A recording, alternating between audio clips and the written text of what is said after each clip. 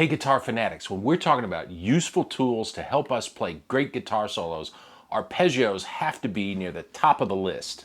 Arpeggios can help us sound super musical and melodic right away because when we play arpeggios, we're breaking apart a chord and we're playing the notes of those chords one at a time. I want to help you get some awesome arpeggio concepts into your playing and have you making music with them as quickly as possible. So today I'm going to show you not only some great sounding shapes to play, but I'm also going to show you a simple trick of combining arpeggios that's going to not only increase the melodic richness of your licks and lines, but it's going to allow you to create licks all over the fretboard. So let's do this thing. Let's play some guitar.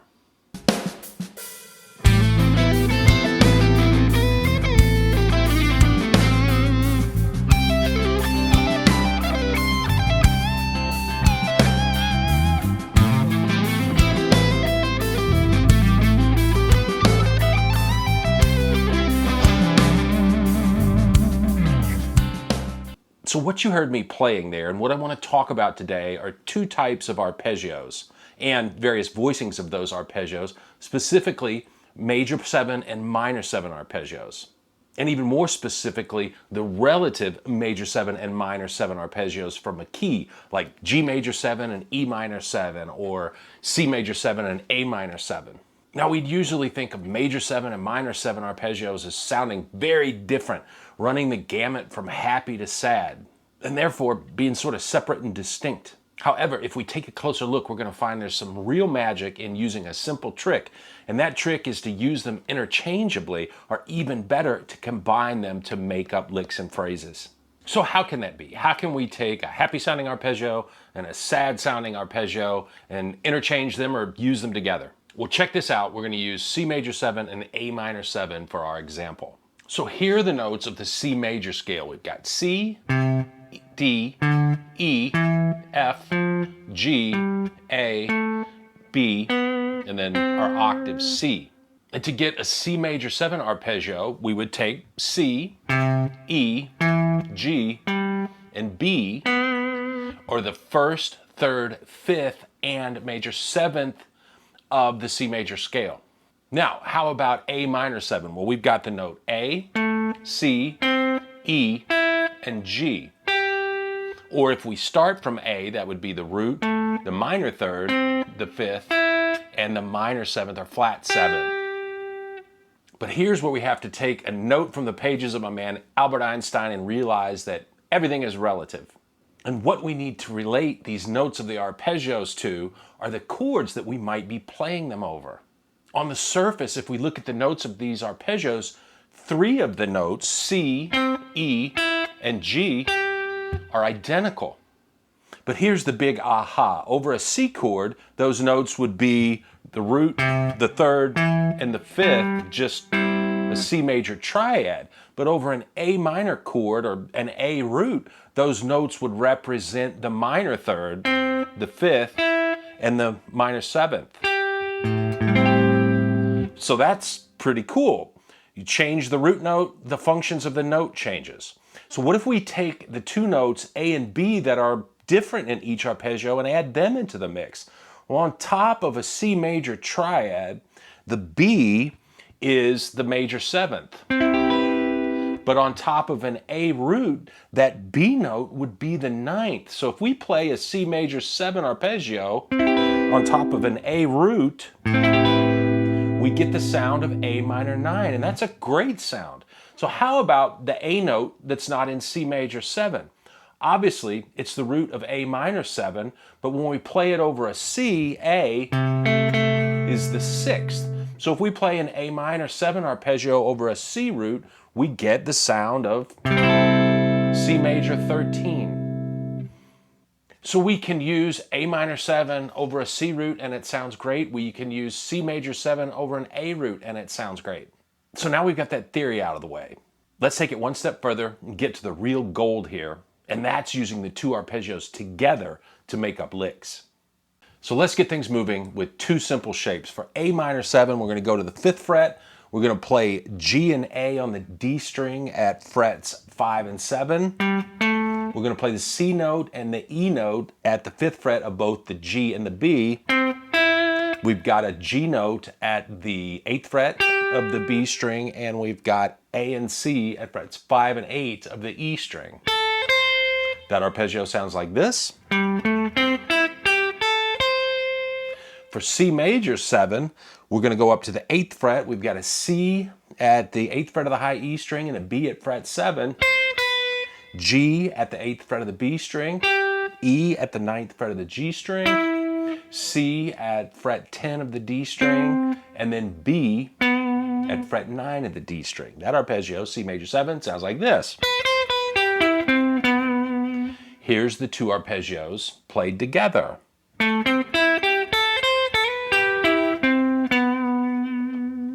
So what I did there to start making up a little lick was I ascended through that A minor 7 up to the C note at the 8th fret of the E string, then pull off to the A, then slide up to the 7th fret, and we're going to play C major 7 with B, G, E, C, and B. And then we could play out of that by sliding back down into that 5th position. And we're in position to play some sort of a bluesy pentatonic thing. But you can get a feeling of how nicely these two arpeggios flow together.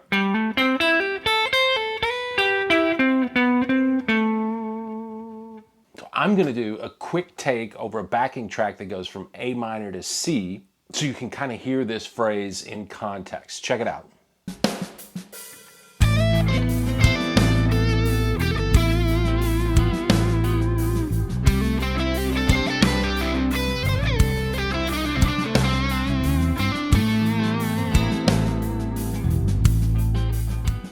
Okay, we're rolling now. We're going to get into some bigger shapes before this lesson is over, but sometimes I think we concentrate too much on those kind of shapes. Here's a few really useful 4-note patterns that we can play on just 2 strings at a time. For our examples, we're going to be doing them on the B and high E strings. At the 5th fret, we've got A minor 7 with the notes E, G, A, and C at frets 5 and 8 of both the E and B strings. If we move up to the 8th fret, we've got G and A at frets 8 and 10 of the B string, and C and E at frets 8 and 12 of the E string. And we've got one more shape. Up at the 10th fret, we've got an A and a C at frets 10 and 13 of the B string. Then we've got E and G at frets 12 and 15 of the high E. Now let's string those together and we can really cover a lot of space on the fretboard.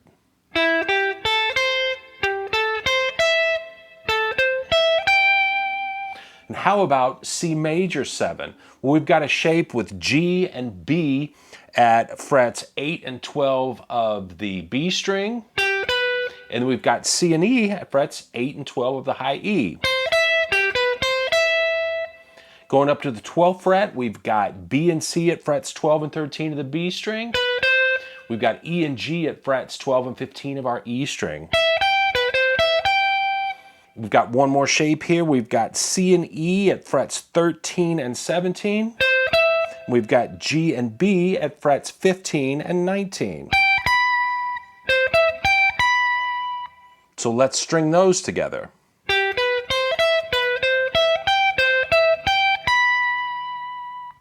If we put these together to make up a lick, we might play something like this. I could start with our A minor 7 shape at the 5th fret, slide up into the 8th fret, and descend through C major 7.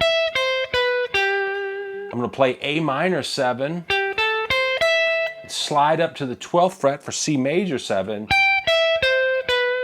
I'm going to play one more C major 7 at the 13th fret. Now I'm in perfect position to slide into the 17th fret and play A minor 7. And we could finish that off with a bluesy bend or anything really.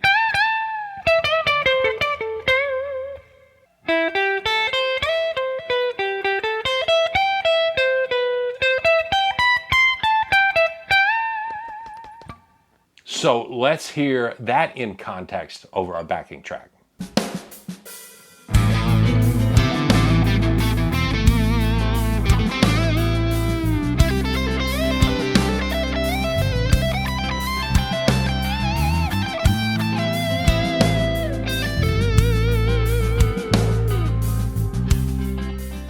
Let's try a couple of more smaller shapes, and we're going to have some real fun with rhythm here. Here's an Am7 shape at the 12th fret, and we're going to play 5 notes, so we've got a quintuplet. We've got G and E at frets 15 and 12 on the E string, C at fret 13 on the B string, and A and G at frets 14 and 12 on a G string. There's our Am7.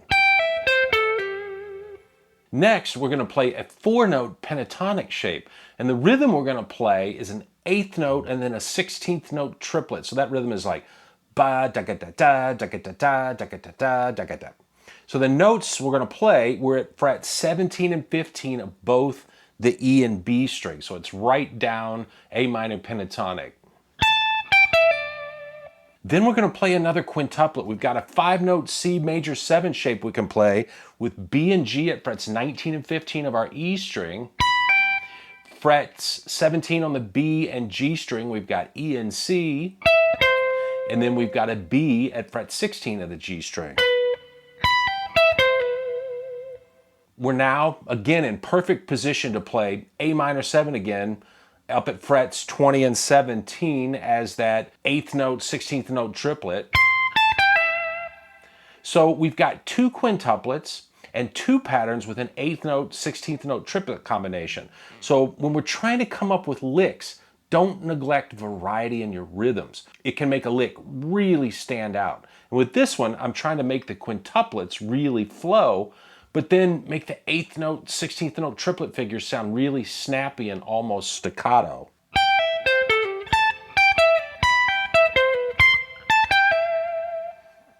Okay, now let's hear this over our track, and I'll play something before and after it to really put it in context.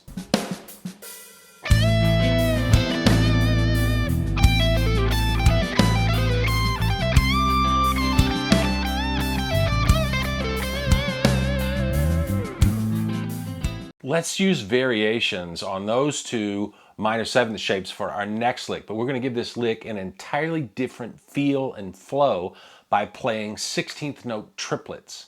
There's also some sweep picking we're going to employ and lots of hammer-ons and pull-offs. We want this lick and the attack to sound as liquid as possible.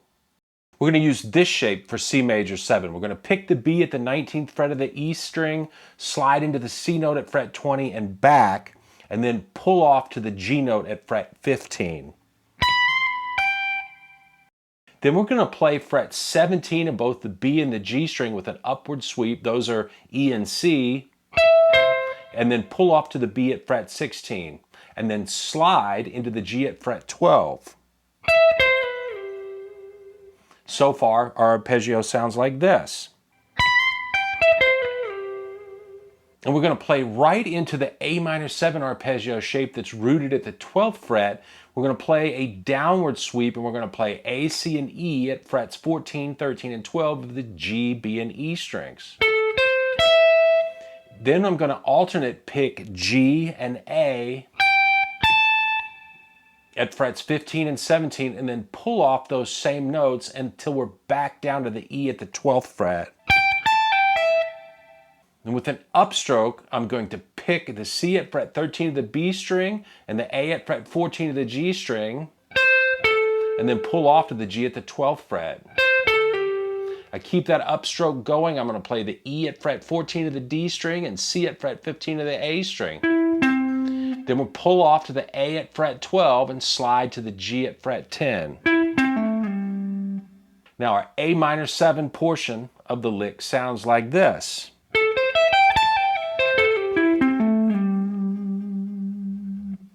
If we put it all together, we get this sound.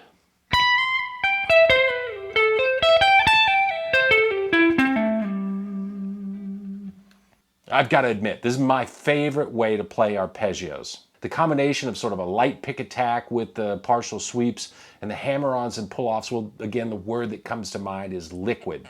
Let's put this lick into context and play it over the track. Here we go.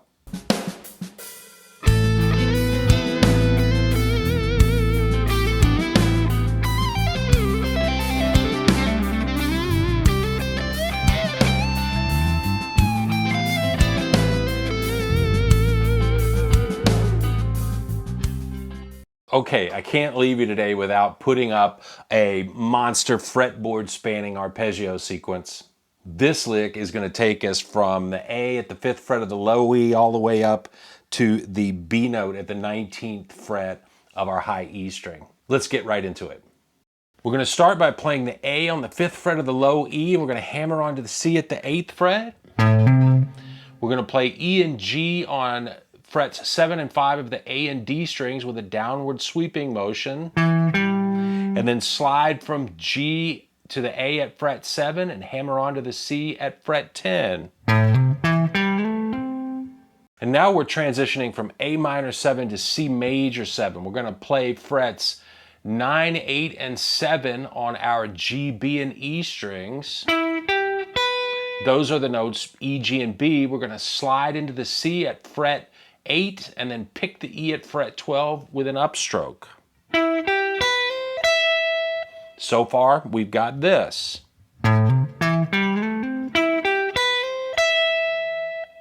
Now we're going to go back into A minor 7 land by pulling off to the C at the 8th fret.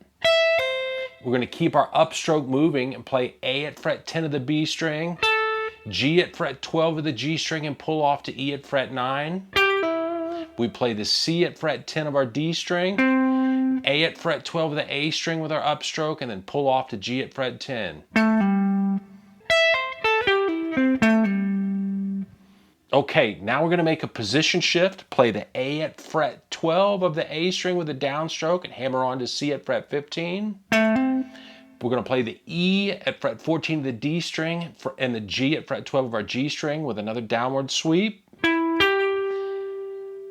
And then we're going to pick the B at fret 16 and pull off back to our G. Then we're going to sweep A, C, and E at frets 14 of the G, 13 of the B, 12 of the E string. Switch to alternate picking. We're going to play the G at fret 15, the A at fret 17, and slide into B at fret 19. Now let's put together what we've got so far. We're almost through, so hang with me.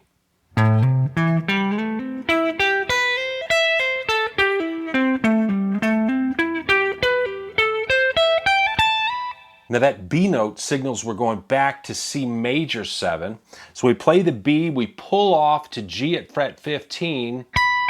We're going to make an upward sweep to play E and C at fret 17 of the B and G string, and then pull off to the B at fret 16.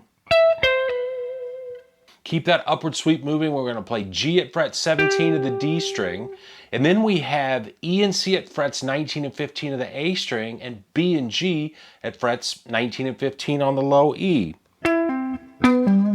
We're keeping our upstroke going and pulling off to the second note of each of those strings. And we're going to end that monster lick by sliding down to the E at fret 12 and then back up into the G at fret 15. Let's put that whole thing together slowly.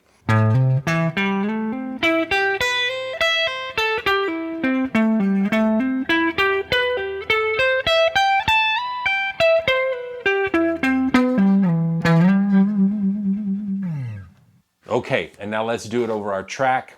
Here we go.